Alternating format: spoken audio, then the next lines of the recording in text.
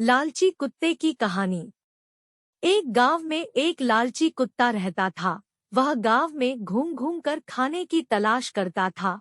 वह इतना लालची था कि उसे जितना भी खाने के लिए मिलता था उसे कम ही लगता था। गांव के दूसरे कुत्तों के साथ पहले उसकी अच्छी दोस्ती थी, लेकिन उसकी इस आदत की वजह से सभी उससे दूर रहने लगे। लेकिन उसे कोई फर्क नहीं पड़ा।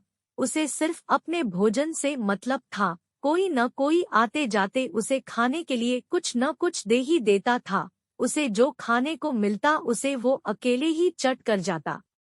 एक दिन उसे कहीं से एक हड्डी मिल गई। हड्डी को देखकर उसकी खुशी का ठिकाना न रहा।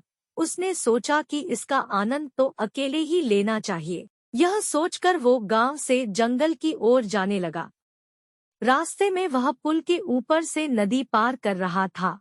तभी उसकी नजर नीचे नदी के ठहरे हुए पानी पर पड़ी। उस समय उसकी आंखों में सिर्फ हड्डी का लालच था। उसे यह भी पता नहीं चला कि नदी के पानी में उसका ही चेहरा नजर आ रहा है। उसे लगा कि नीचे भी कोई कुत्ता है जिसके पास एक और हड्डी है।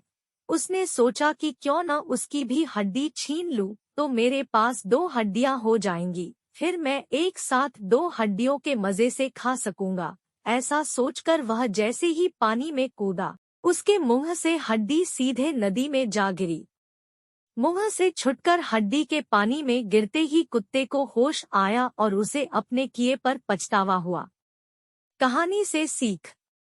इस कहानी से हमें यह सीख मिलती है कि हमें कभी भी लालच नहीं करना चाहिए। लालच करने से हमारा ही नुकसान होता है।